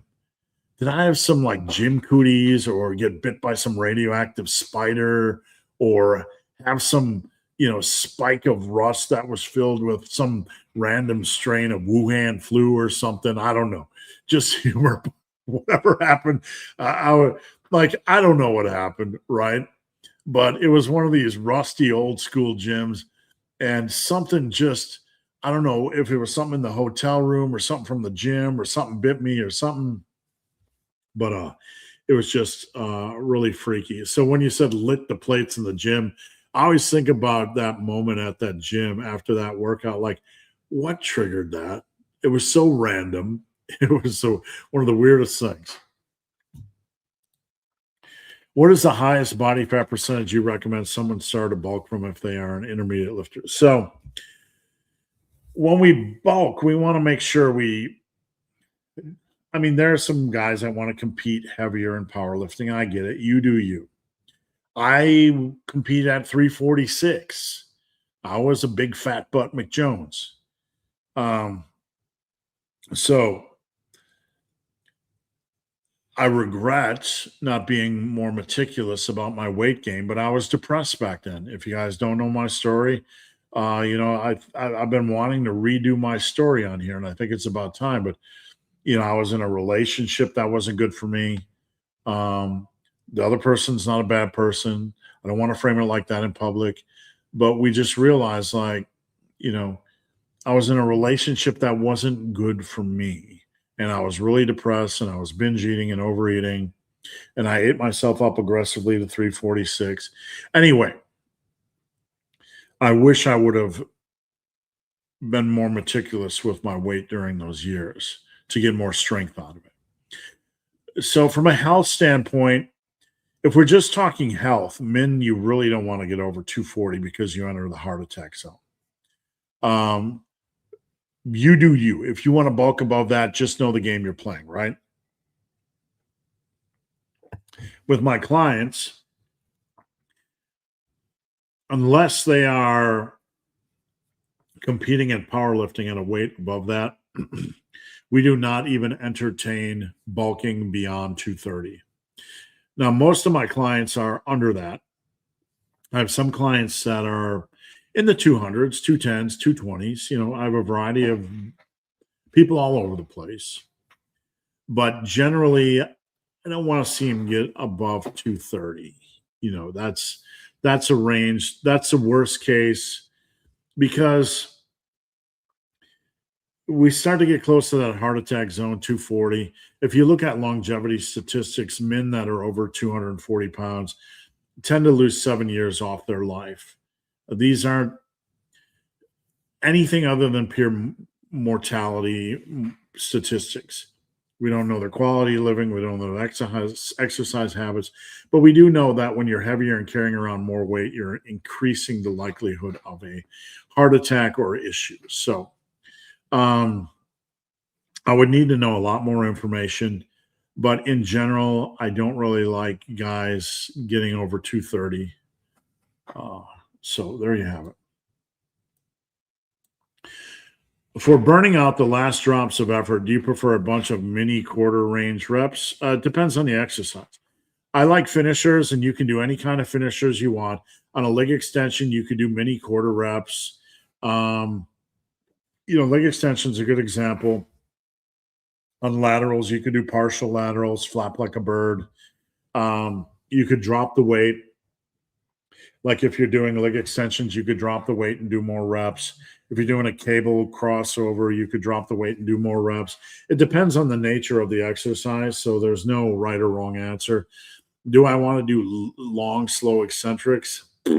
No, not really. Excuse my random fart noise, but no, I really, really don't. Because at that point, I'm probably going to place more stress. I hate to generalize because it does depend on the exercise. But at that point, my muscles are probably so overworked that I might be placing more stress on my joints. It depends on the exercise, though. So there is nuance here. Does one of those affect strength more than hypertrophy or vice versa? Meaning slow resistance, eccentric resistance, whatever. Not really. At that point, you're just trying to, you have a little bit of extra energy in the gym before a workout's over, and you're just trying to smash, right? You're just trying to smash that little last bit out. Big Joe B, good to see you, Joe, from Canada. Van Jamilo. Am I saying that right? Van Jamilosevic.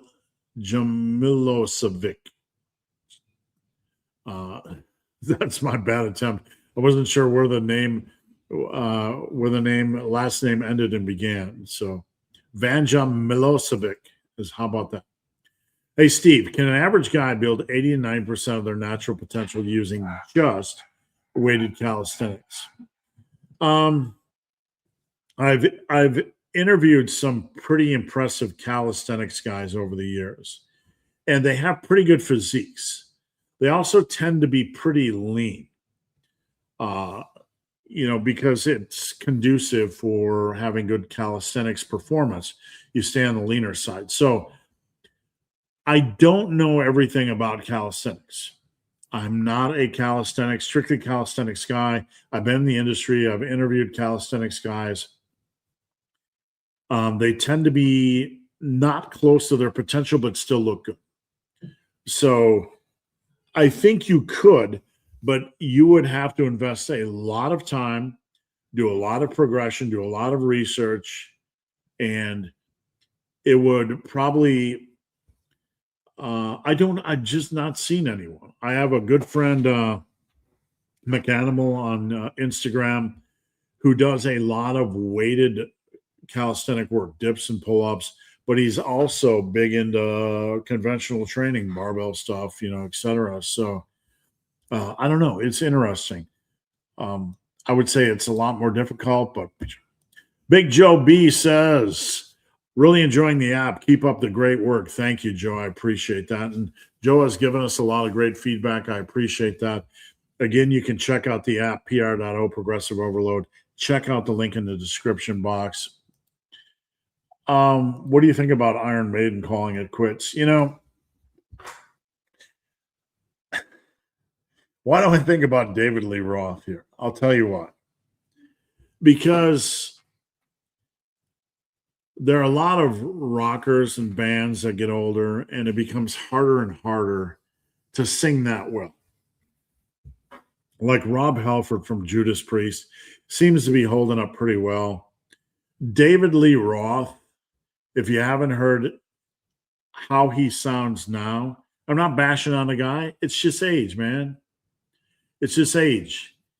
You can't keep the tires on the road going 150 miles an hour forever, right? Things change. David's out there trying, but he don't sound very good. Doesn't sound very good at all. Axl Rose out there trying. He don't sound very good at all. So I don't know. The older you get, I think enough's enough. I get it. When you have a lot of fans like that and you want to put out music and the fans want to see you, I think there can still be a lot of fun. But, at some point it's time to pass on the flame to the next generation. I get it. I'm on day 8 of the Drunk Russian. It's truly kicking my butt. I love it. If you're not familiar with the Drunk Russian, it's a program I created way back, at least 15, 16, 17, I think it's 18 years ago, called the Drunk Russian. And it is a full body that you perform more than 3 days a week. If you want more information on it, go over the main page of the YouTube and search Drunk Russian. And you can also go to my website, superlivingtoday.com, and search Drunk Russian. I give it away for free. You can get the PDF if you want to get more information on it. But there are a couple different iterations. So why is it called the Drunk Russian? Because I don't know. I thought it was a good name for a full body that you're squatting 4 days a week. You don't have to squat 4 days a week. And my family heritage is German Russian. My family are Germans that come from the Volga River of Russia. And they were Germans that were encouraged to move to Russia. And my great-grandparents were Germans living in Russia. And they were taken to Siberia before they came to America. A lot of Volga Germans were taken to Siberia during that time. This is going to sound really straightforward, but not to be ritually executed. But a lot of them died in horrible situations, starvation, underfeeding, really bad conditions. A lot of Volga Russians, a lot of my heritage members of the Volga Russia community died horrible deaths. I have a picture of my great-grandparents in Siberia, and they managed to escape and come to America and build a life here. And here I am. So my heritage is probably about 50% Scottish, part English, and a big heaping helping of Volga Russian, German Russian. So the Drunk Russian. Delta strength. Big, hairy, ugly guy. If I program my heavy day progressive to go week 17 by 3 at 75%, week 2, 5 by 3 at 80, week 1, sorry, did I say week 17? 7 by 3 at 75, week 2, 5 by 3 at 80, week 3, 3 by 3 at 85. Any tips on how I include a light day on the opposite week? So when you say opposite week, are you saying opposite day and training twice a week? I just want to make sure I understand.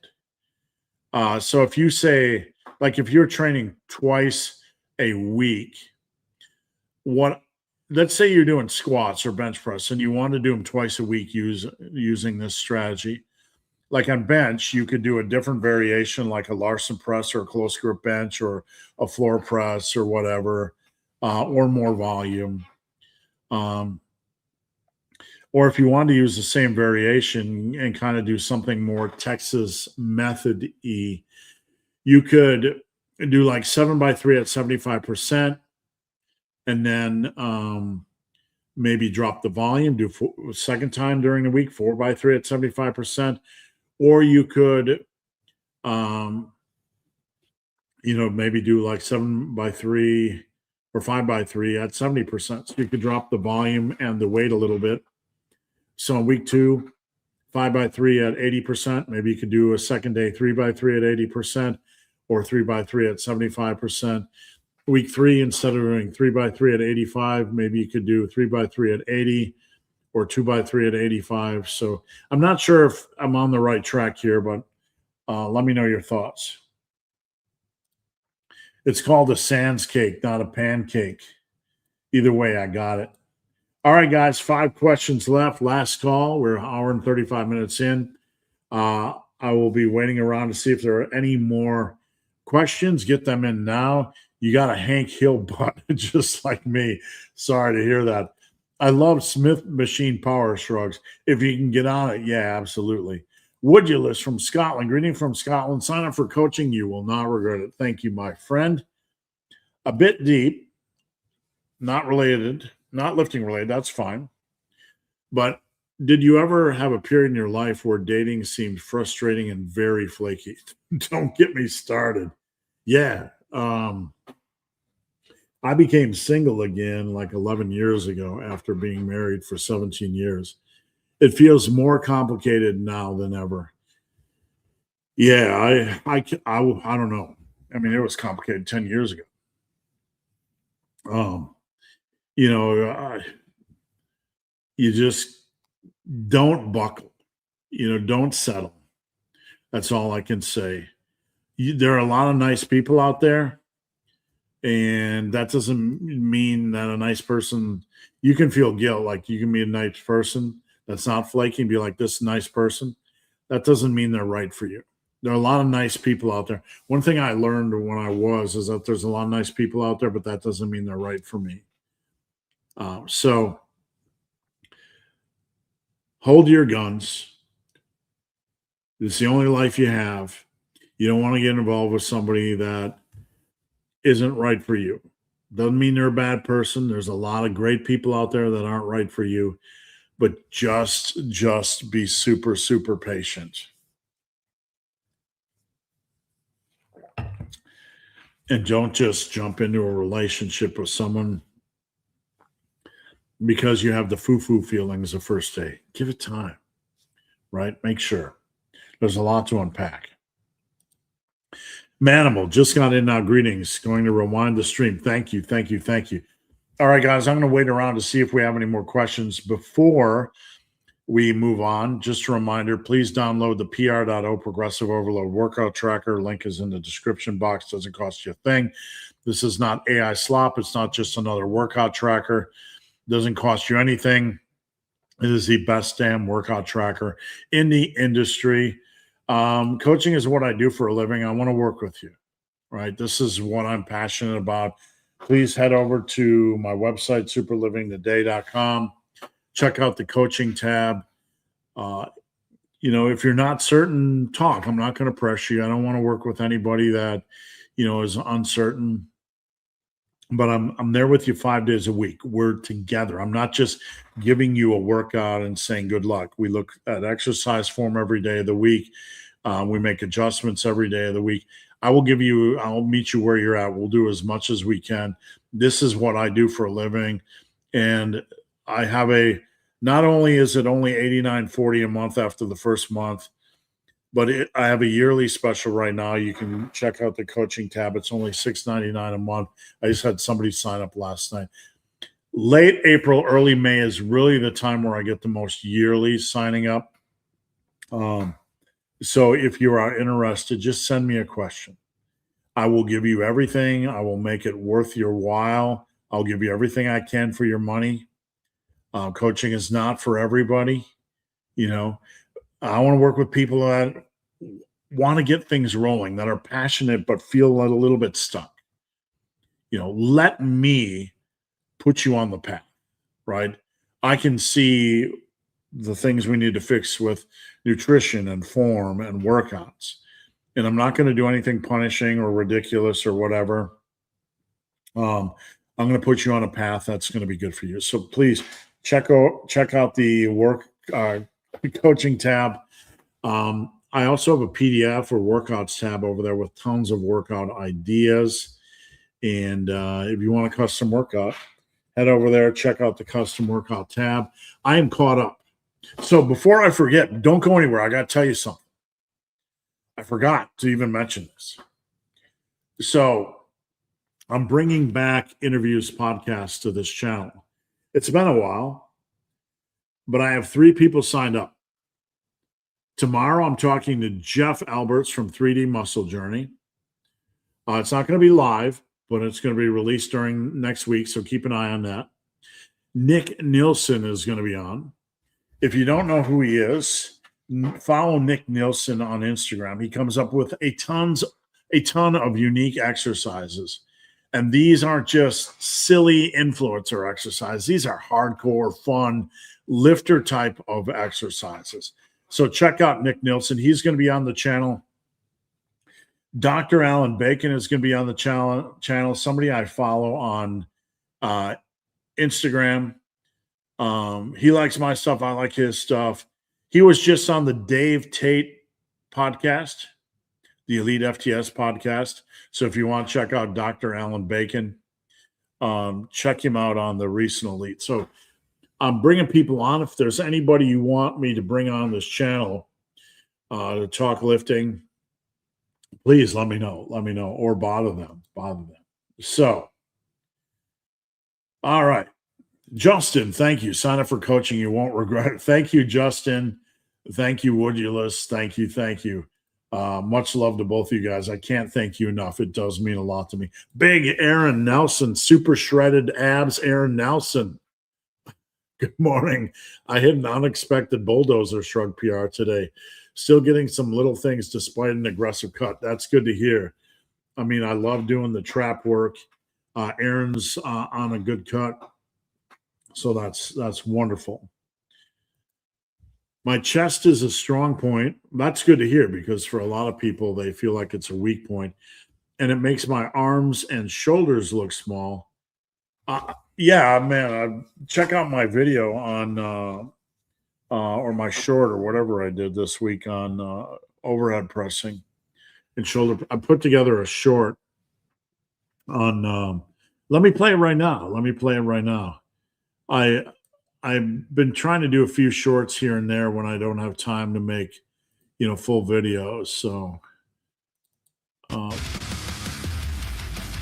if your shoulders aren't growing, I already know what you're doing wrong.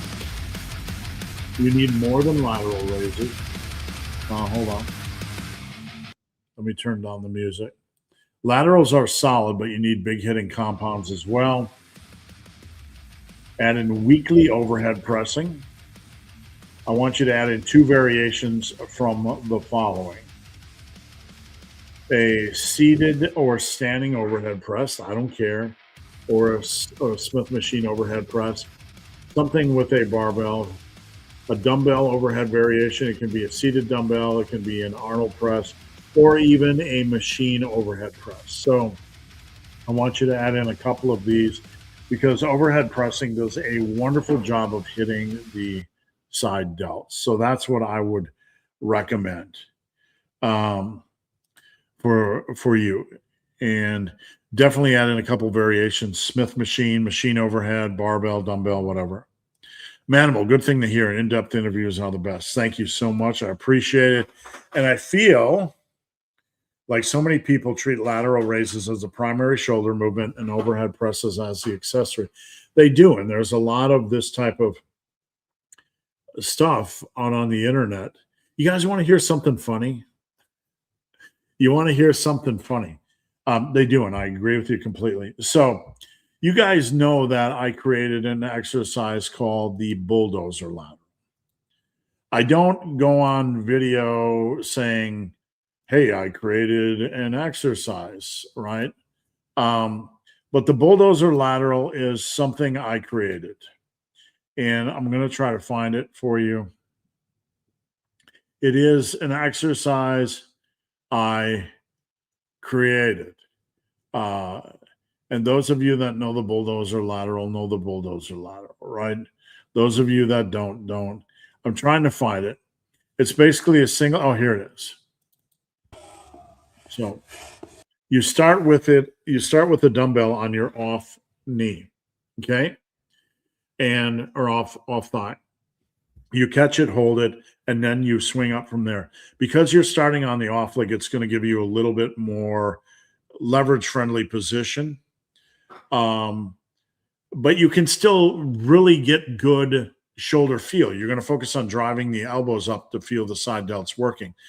So yes, it does have a little bit of leverage or momentum, but this is how you do a bulldozer lateral. If you do this in a gym, it's kind of, I hate to call it cheating because we're still getting in a good feel. It has a specific purpose. So I wouldn't call it cheating. I'm driving the elbow up to feel the side delt. Starting on the off leg like this allows you to, somebody was yelling in the gym. I didn't expect that. But starting on the off leg like this, you can use a little bit more weight. It has a better progression opportunity. It's not a replacement for side laterals, but it's a quality lift. And there's a reason. I'm just checking to see if they're dead. There's a reason why I'm showing you this, because sometimes this lift people give a lot of hate, but magically I found something today. Athlete X is teaching a variation of this to bring up your shoulders. Okay, so I have to mute this, but I'm going to show you. I know I saw a video like Athlete X is put out a video on the #1 workout to grow wider shoulders fast. Okay, so I'm like, here it is. So I'm like, what exercise? I wonder what exercise. So he calls them dumbbell cheat laterals. I know you saw my because I'm the one doing this. I'm the one doing this, and you took my exercise. You're not going to call them bulldozer laterals because you don't want to give me credit. But he could have come up with these in a vacuum, let's be fair. But I did see Athlete X using the bulldozer lateral as the #1 workout to grow wider shoulders fast. He calls them dumbbell cheat laterals. Let's see how he does with execution. He has a magic finger wiper thing. Oh, you don't have to put your hand on your chest when you do these. He's starting on the opposite thigh. He's not catching them though. Boom. I recommend catching them because it's going to put you in a better position for leverage. So he's kind of on the right track, but if you don't catch this on the off thigh, it's going to get kind of swingy. You can't get over enough. I think it detracts from the focus of the lateral. So I think he's on the right track here, but if you don't start on the off thigh and catch it, you can't really start from a really, really solid position. So he's not bad, but he needs to hire a coach. And you can see his elbow's too far back, the weight's too far forward. He's moving the dumbbell instead of driving the elbow up. So I hate to sound like the internet critic, but there's a couple of things he's doing wrong here. If you're going to do this type of exercise, you need to catch it on the off leg so you can really focus your leverage and not get that unwanted leverage. You want to be able to start on the off leg, catch it, and be able to drive your elbow up to really get that side delt feel. He's got way too much of an arm bend, which tells me he's focusing on moving the dumbbell up instead of driving the elbow up. You can just tell. It sounds like I'm being critical, but he's getting this really flappy thing. It's almost like he's getting this shoulder rotation going on where he's kind of flipping it back almost like a Cuban press, so to speak. But this is not the way you want to do it. So anyway, I just happened to see that, and I thought it was rather interesting. Anyway, I don't think, he's not being malicious or anything, and maybe he never saw my video, but maybe he just decided to come up with a cheat lateral. But in the massive iron world, we do them correct. So anyway, there's my humor for the day and my self-correction. We do have some more comments, so let me get on to them.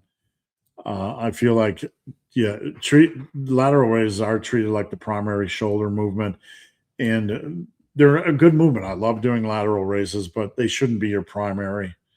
Can't wait for the Nick Nielsen interview. Christopher, it's chest and back day. If I lift chest earlier in the day and then lift back later in the day, no, just make sure it's all about weekly volume. So just make sure you are refreshed. If you're going to work out twice in a day, that's fine. What I would do if I'm going to do a long run and a workout during the day, when your first workout is done, you want to have a meal, you want to have some sodium, you want to have some water, and you want to have a couple hours of rest. So you feel normal-ish, right? How much you eat, whatever, doesn't matter. You just want to make sure you have a little bit of rest, have a little bit of a break, have some food, have some water, some sodium, you'll be fine. Slamming brutality. Steve, what is your arm circumference, body mass, and body fat percentage? I'm asking you because I want to get as big as you. I have videos on this, and my arms were anywhere between, depending on my body fat percentage, were 17.5 to 17.75. That was about a 22% body fat. When I am at 18% body fat, I linger around 17-inch arms. So I have really good tricep shape. Makes my arms look a lot bigger. Basically, if you can get to 17-inch arms at 18% body fat, you're doing good. I posted this up the other day because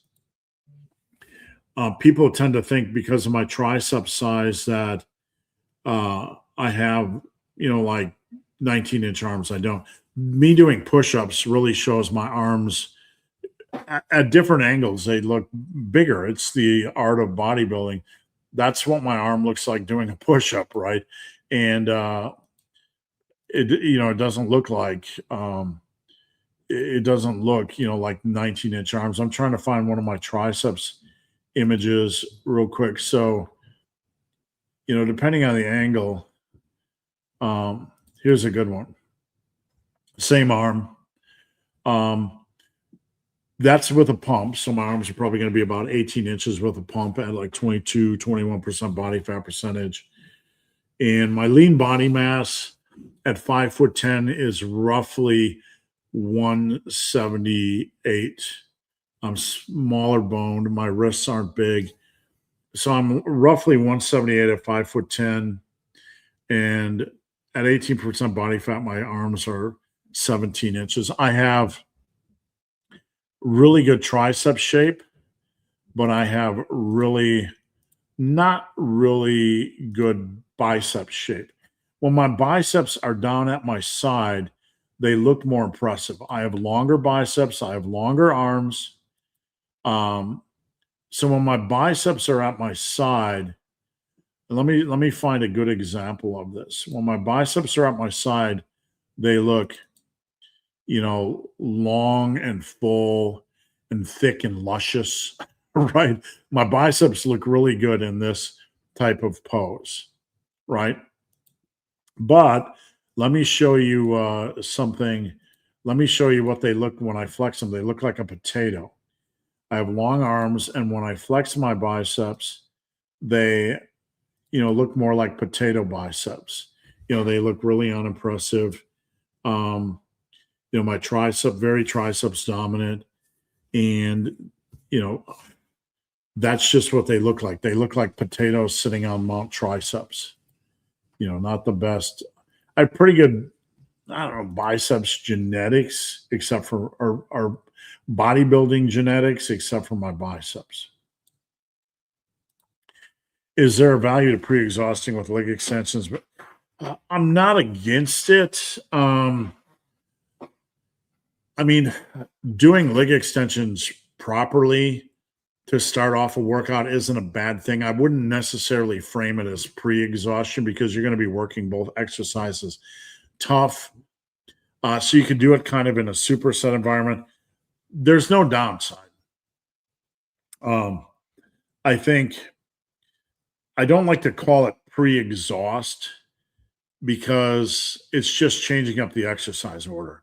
There's a workout I did where I did dumbbell flies, and then I did dumbbell barrel press, which is a step up, then dumbbell bench, and then bench. So I would go from the easiest to the heaviest exercises. You can do this. There's no, you like to tear in my hoodie from rubbing on the secrets revealed, right? There's no downside in doing this as long as you adjust the weight on the heavier exercises. So it comes back, is there a right or wrong way to train? No. Christopher, Athlete X is a fraud. Is there a proper, let me get a drink here. Whoops. My coaster, by the way. The Incredible Hulk, big monster on campus, BMOC.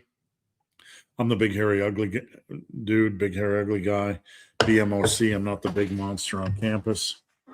Is there a proper barbell bench hand position? So you probably want to start with pinkies on rings. Okay. Inside, we're starting to move in. You know, some guys might, guys might benefit from moving in a little bit, but pinkies on rings is a good place to start. I am on index finger on rings. I pushed it out a little bit. Some people feel more comfortable with a closer grip press. There's no downside to that if that feels more natural for you. But as far as increasing bench strength, it's really finding a natural position. One of the big mistakes is sometimes you see guys going too narrow without playing around with a little bit wider grip. I'm not talking super wide, but having a little bit wider grip can work the chest a little bit more. So I think there's value not going super wide, but going a little bit more wide and a little bit more narrow or close grip, and doing both of those if you want to build up a big bench. A little bit more chest stress, a little bit more tricep stress. One quick question. All the questions you guys can handle, send them on up. 5'9.5". Max weight was 265. Is loose skin individually dependent? I have a little bit. I think anytime you get to 300 or 346 like I was, you're going to have some loose skin. No, I've made videos on loose skin, so it's not a personal question at all. You know, I have a little bit of loose skin under my chest. I have a little bit of loose skin on my lower belly, not excessive, but whenever you gain a little bit more weight, you know, you're going to have some loose skin. If you're 265, is it going to be dramatic? Probably not. You know, I don't, excuse me. I'm trying to find I have a picture here and I want to show you guys here. It's kind of some weird pictures. I don't know. Let me just make sure I find the right picture. I do have a video on this channel about loose skin. There's no way to get rid of it other than surgery. So do. All right. So I'm going to pull up and I don't know. This was just taken. It was just taken. It's just a picture I took laying on my couch. You know, and taking a picture with your, hold on, present share screen. Taking a picture, you know, of yourself shirtless is not a normal thing. That's what I was kind of at my biggest. This wasn't my biggest, but you can see I had a lot of movie fat and belly fat. That's where I stored my fat. Now, if you look at the picture, this was me probably around 246. You know, people like, oh, you had all this vascularity. That's what it looked like in my chest area. You can see under the nipple, I had loose skin on the side, and lower boobs. I don't have a perfect physique, and I'm never going to pretend I have a perfect physique, but that's what it kind of looks like on me. So a lot of times, you know, I'm just going to show my shoulders and my traps and my arms, and you know, I don't go out of my way to, you know, like, you know, show all, you know, all the extra stuff, because hey, I'm not here to be Mr. Perfect Body. But yeah, you're going to pick up some loose skin. How much you pick up depends on how big you were. You look massive for a lifetime drug natural. So sick of seeing bean poles. You know, the thing about, I made a video during a live video that, you know, there were times where like the whole lifetime natural thing, like I equate it to like back in the pro hormone day. I told this story before, and I always try to be transparent because I'm a lifting coach, right? I'm not a perfect human being. And in this industry, sometimes it's like natural, non-natural. Back in the pro hormone day, I ordered a bottle of pro hormones. I don't remember what it was, Haladrol, whatever. I think I took them for like 3 or 4 days, and it made me very nervous about liver damage, so I stopped. I like to be transparent about this stuff because, you know, saying I'm a lifetime drug free, it's like playing around with recreational drugs. When I was 19, 20, I smoked pot a little bit. I took acid once. I took shrooms a couple of times. I'm just being honest, and this industry is black and white. Some people think I'm on like some mega cycles. I'm not on mega cycles. I don't, it's not how things work. When I was a machinist around 2005, my doctor, my testosterone was checked and it was about 174. My doctor back then, this is a legit doctor, put me on a patch. It was like 25 milligrams of test. And it was a patch you put on your shoulder. And it was like 25 milligrams of test.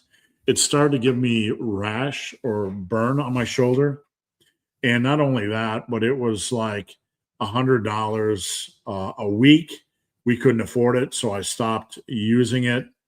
So, I just want to I've said this before on these videos, like, I'm not some squeaky clean angel, right? That's that's going to come on here and say I'm a lifetime drug free. I tried pro hormones for 3 or 4 days. I did a patch, I don't know, for a month of 25 milligrams of test. So I always like to stress that, that I'm not some perfect squeaky clean guy.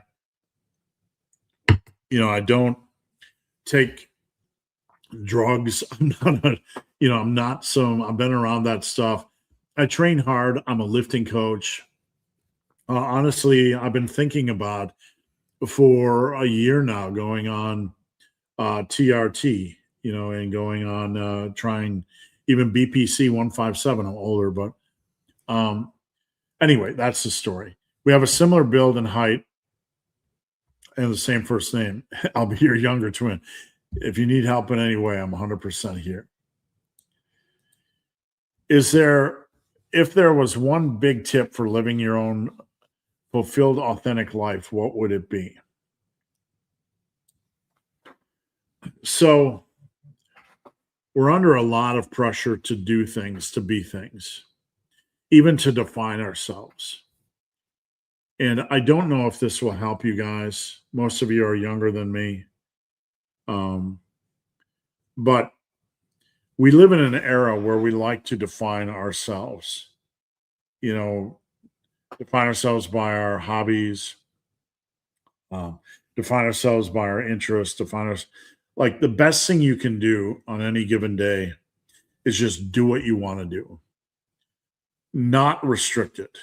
Like when I took up ultra running, people are like, why are you taking up ultra running? It's going to kill your gains, going to do this because I wanted to. I will be 59 this year, and I can tell you that the best thing I've done over the course of my life is adventure. I've been to at least 44 states via car, plane, bus, airport. I've been all over the country. I've tried everything. I try different types of foods. I just like trying things. I like getting out and experiencing things. There are hobbies and interests. I took up painting. I spent 5 years in the recording studio. I realized I could kind of sing. I invested a lot of time in that hobby. I like to paint. I'm crappy at painting.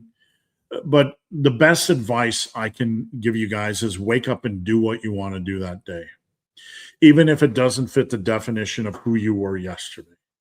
Because who you are is what you want to do in that moment, right? So if you woke up, like I was a bodybuilder in the bodybuilding mindset for 20 years.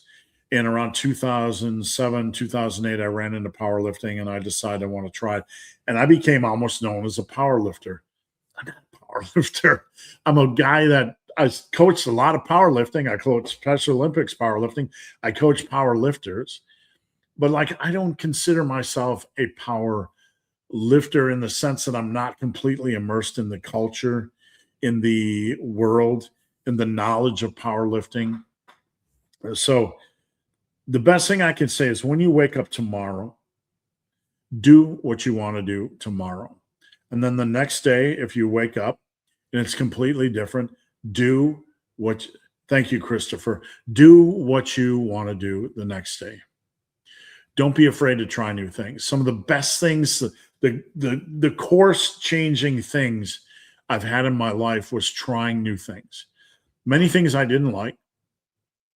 When I got laid off from my machinist job around 2006, I decided to start a website. I love film. I started two websites, one called muscleandbrawn.com and one independent film website. Why? I don't know. I just did. And here I am because of Muscle and Brawn. I started writing. I bought every book on writing. I started writing. I became one of the top editors in the industry. I've written over 1,000 articles. I don't know. I just started. I made a video on YouTube one day. I didn't think I would be here. What an amazing blessing those two decisions were. I wasn't a writer. I didn't feel comfortable in front of video. I was just a schmuck. Go back to my first 100 videos. Bearded Beast to Dulac number 1, Bearded Beast to Dulac number 2. You know, just decisions to wake up that day and try something new. Your own fulfilled, authentic life. You are going to make mistakes. You're going to do some dumb crap. And you're going to be a dork. And sometimes you're going to take selfies you regret and do things you regret and make decisions you regret. But you're out there putting yourself out there, right? So wake up tomorrow and do what you want to do. That is my best advice. And listen to the advice and feedback of other people, but at the end of the day, be true to yourself. This will go by fast and this will go by quick. And I'm telling you this as somebody that absolutely has found their purpose in life and knows what they want to do until the day they die. I love lifting. I don't need to explain why to anybody. I don't even know truly why I do. I just love the control it gives me. But it goes by quick. And I will be 59 this year. And I met my wife 10 years ago. You guys probably remember me before when I first met my wife. A lot of you remember. That 10 years has gone by quickly. And another 10 years, I'm going to be a year away from 70, right? And it's going to be tapping out. But enjoy it. Enjoy the day the best you can. Enjoy the time the best you can. Don't get detached from the things you truly love. People and hobbies and interests. Have you heard of John Crane and his old school type basement training? The name's familiar, but I would have to look at it again because I don't remember offhand. I feel like shoulder pain on bench is impacted by hand positioning. I think there's a lot of sloppy benching, like dive bombing, etc. I can't say I think sometimes we feel pressure to go too low to the point where it places stress on their shoulders. I leave my bench, excuse me, a couple inches off the chest. And when I post a bench like that on YouTube or on social media, I always get comments. Cheating, whatever. It's okay not to lower it all the way down if it stresses your shoulders. I'll leave it at that. I would love to see an interview with John Crane. Go over there and tell him the big, hairy, ugly dude would like to talk to him. at 205 now and see the loose skin, you bet. If you want me to take a look at it, just send me a picture. I'll give you an assessment. But really, if you have loose skin, there's no way to get rid of it other than surgery. Talking back and forth about shoulder stress on the bench. Just don't hesitate to leave it a little bit higher if you want. Big Lee. Due to the house move, I got to go to the actual gyms. Well, gym people never seen a goth punk guy before or a 60-pound weighted chin-up. I don't see too many 60-pound weighted chin-ups in the gym, so I get it. That's fair, honestly. I wasn't sure if it was a lifetime drug-free. I'm not a drug guy. Doing this over 15 years, there's, people that just go crazy that think you're abusing steroids or doing elaborate cycles or things like that. I wouldn't know an elaborate cycle if it bit me in the ass. I know D-ball. I know what that is. I know what DEC is. I know what Tren is. I didn't have enough money in my checkbook to wipe my own ass for a long period of time. During that time, people were, there was some people that like taking these elaborate cycles. Like, come on. All right. When Christian Bale was a machinist, his test was probably super low. Yeah, that's an interesting movie. I was talking to my wife about that movie. I don't think she's ever seen it. I probably don't think she has any interest in seeing it. Top 5 Daredevil storylines. I got to think about this one, man. So I'll come straight with you when I can actually have something lined up. And yeah, 120. I think he was around 20. I don't know his exact weight. Christian Bale and the Machinist. Makes sense. Your hormones crash after extreme diets. If running kills your gains, why are old school boxers all jacked? Yeah. I get my test levels checked every year. And generally, the lowest they were was like 174 in 2006. Generally, they're in the low 2s. But I found during my running years, when I was doing ultra running, my test levels were actually at their highest, fluctuating between 470 and 600. All right. When doing cuts, have you ever noticed when the cut ends, the hormones spike up?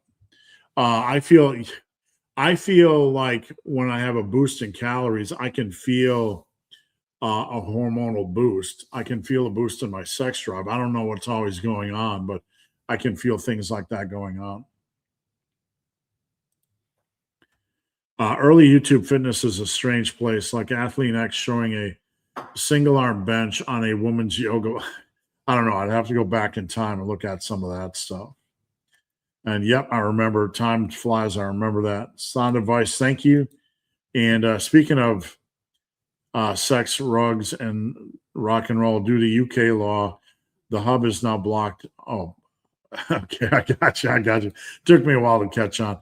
I've often wondered how some gym bros have the money for. I'm amazed at where people are getting money for all this stuff. I am. I mean, I'm not super frugal, but still. Anyway, guys, that's it. Thank you guys for watching. Please download my workout tracker, Pr.O, in the comments section, description section. Check out my website, superlivingtoday.com. I'd love to work with you. Check out the coaching tab. It's been a wonderful 2 hours and 14 minutes. I'll see you guys next Friday. Please come back. And we are out of here. Where'd it go? There it is.